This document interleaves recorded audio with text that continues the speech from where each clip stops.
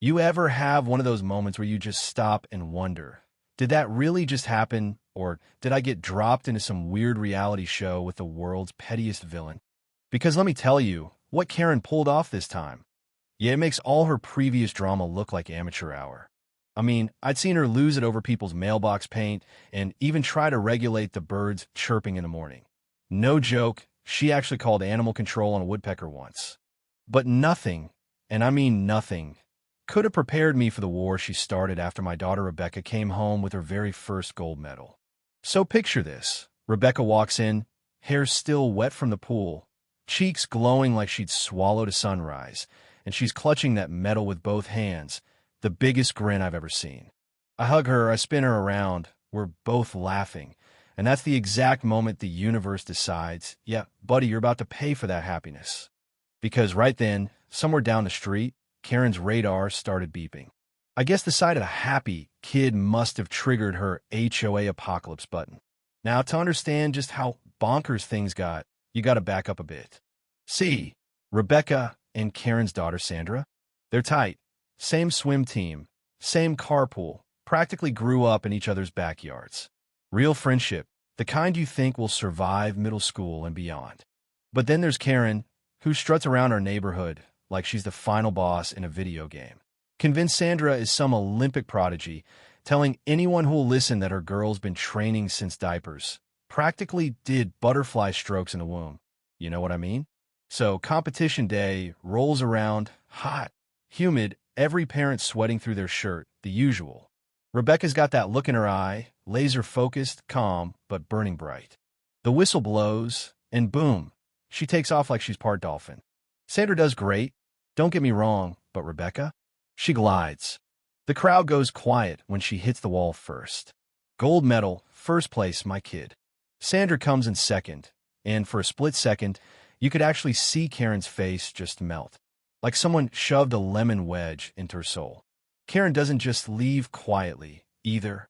No, she storms out of those bleachers so fast the refs actually stop what they're doing. I figure, all right, that's the day's Karen moment. Let her cool off. But there's this little itch in the back of my mind, the kind you get when you know a storm's coming. I should have listened to it. Rebecca's bouncing around, high-fiving teammates, already talking about pizza on the way home. But in the pit of my stomach, I know Karen isn't going to let this go. So, next morning, before the sun even really has a chance to wake up, I hear this stomping down my driveway. I step outside and nearly jump out of my skin, because here comes Karen, charging like a rhinoceros in flip-flops, voice already at earthquake level. She's yelling my name so loud, you'd think I'd set her house on fire. I swear, even the squirrels stop to watch. She goes off, claims Sandra was robbed because my family must have cheated, Rebecca's win was rigged. All this wild stuff that doesn't even make sense unless you live in her alternate reality. Now, I try to stay cool. I tell her, Karen, look, the girls both did great. Rebecca won fair and square. That's how competition works. Nobody's stealing anything. You'd think that'd calm her down. Nope. She goes nuclear, bans Sandra from talking to Rebecca ever again, says she didn't raise her daughter to associate with cheaters. And that's the punch to the gut, because those two girls, best friends since they could crawl. I honestly wish I was making this up. I thought, hey, maybe Karen's just blowing off steam, and it'll pass in a day or two. But sure enough, by Thursday, Rebecca comes home with tears in her eyes, shoulders slumped, whole world falling apart. She tells me Sandra won't sit with her at lunch, won't answer her texts, not even a wave at practice. You ever see your kid go from sky high to crush in a week? It's a feeling I wouldn't wish on anybody. That's when I decide, enough is enough. This stops now. So, I tell Rebecca, put your shoes on, we're going for a walk. We head down to Karen's place, not to argue with her, but to talk to Ken, her husband. Now, Ken's always been the reasonable type. Quiet, keeps to himself, the kind of guy who looks like he's weathered one too many hurricanes he never signed up for.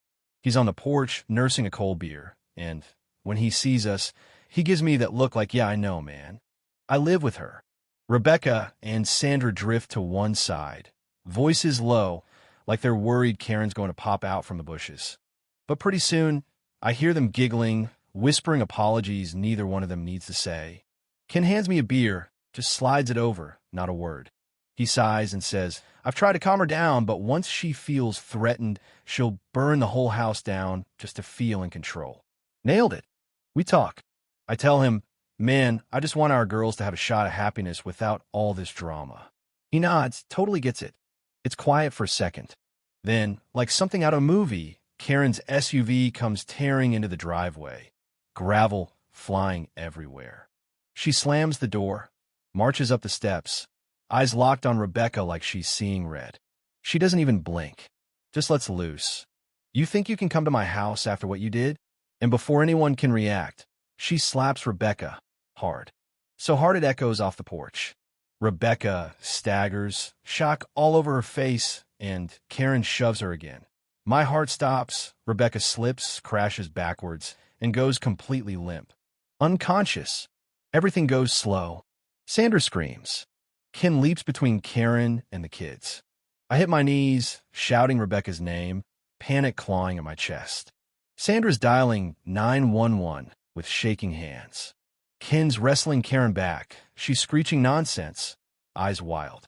The sirens come fast. Neighbors swarm the porch.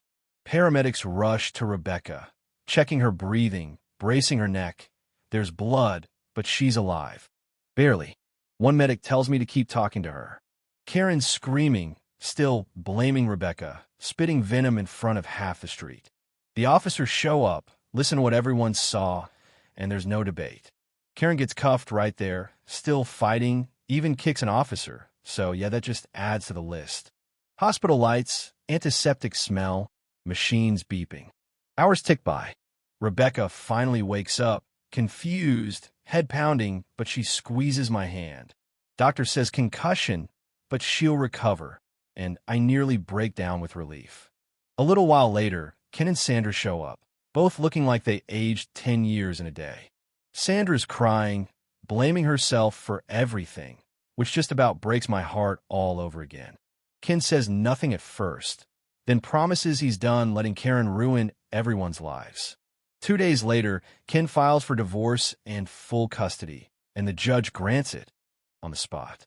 Karen's facing a whole list of charges: assault, child endangerment, resisting arrest, even assaulting an officer. The court slaps her with jail time, probation, mandatory counseling, and she's ordered to pay every dime of Rebecca's medical bills, legal fees, 42 grand total. The cherry on top? She's permanently banned from the HOA board. Her reign of chaos ends just like that.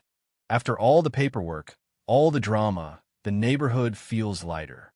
Like someone opened a window and let in some fresh air. Rebecca and Sandra go back to being kids again.